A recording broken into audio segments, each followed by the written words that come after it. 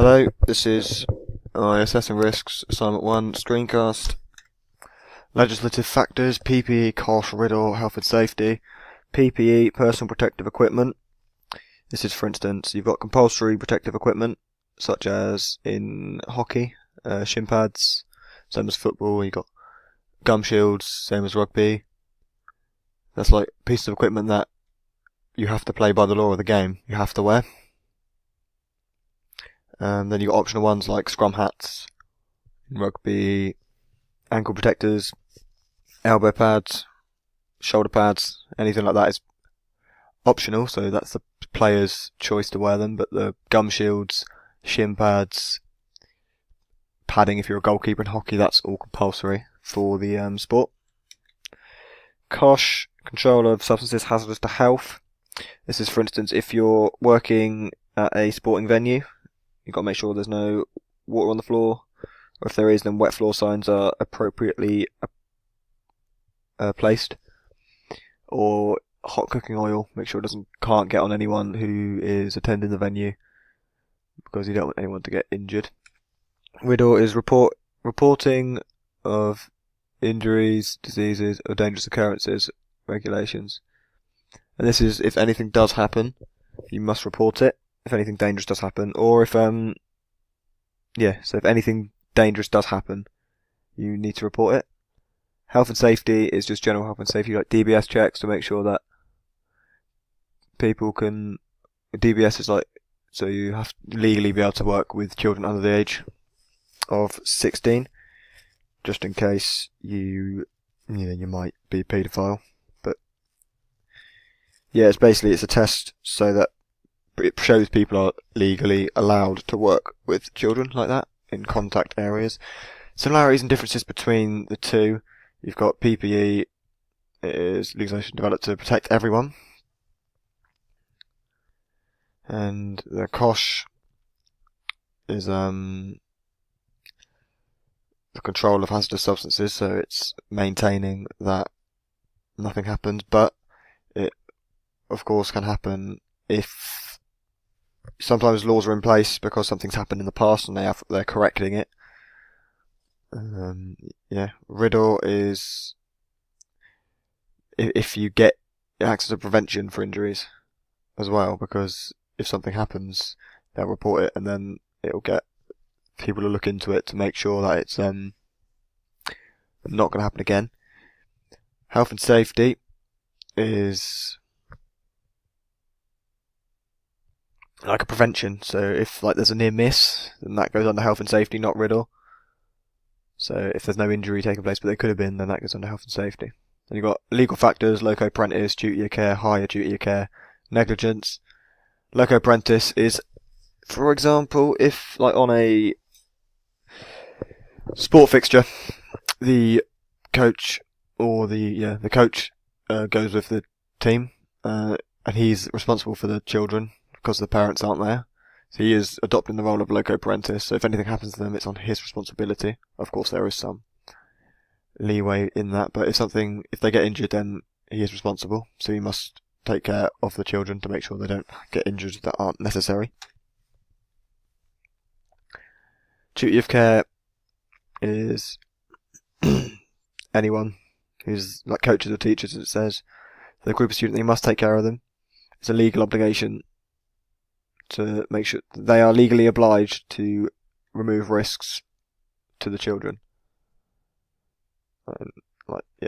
High duty of care is for they need to have more responsibility for that the child might be learning disabilities and all that. So it's like there's more pressure on them because the child doesn't in standard duty of care.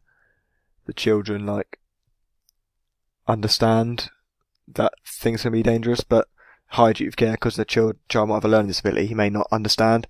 So the carer needs to be extra careful to make sure that they don't come under any risk.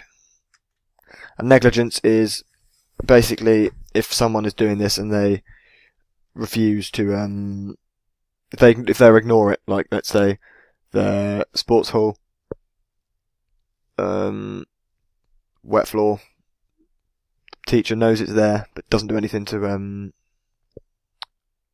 tell the children or put anything to warn it or clean it up.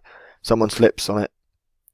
That's negligence because the person knew it was there and didn't do anything. They knew there was a hazard and didn't do anything to prevent the hazard.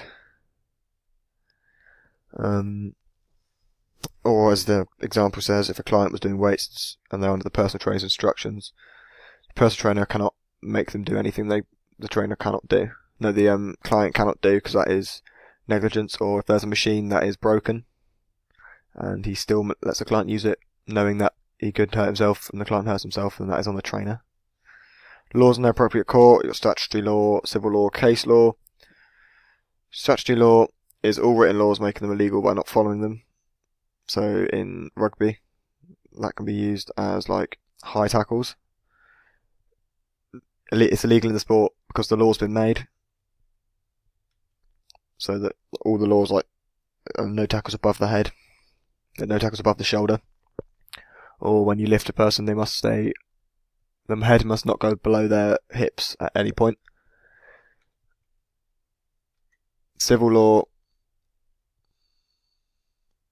is in a more not sporting context, but as in like outside of the sport. So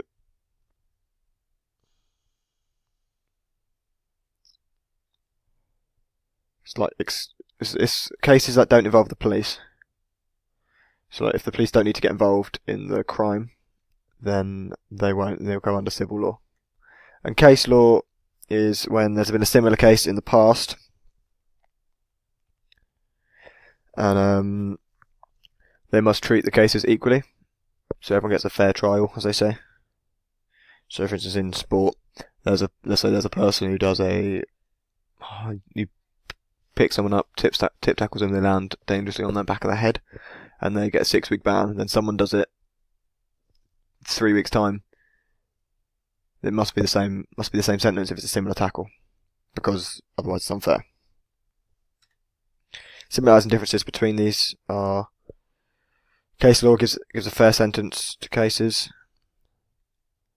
but it needs to be similar case prior. Statutory law makes every sentence is equal, but it's only specific to business or sport, which sport is a business. Civil law, standard court cases, ensure that people are treated equally. Loco parentis ensures people are given the care they need, only taking into consideration when the carer is absent. Regulatory bodies: health and safety, AALA and IRB. HSE is basically all aspects of health and safety and the environment.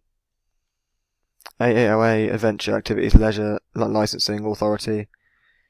At Sealyham, they would have had to go through this to make sure all their trainers are allowed to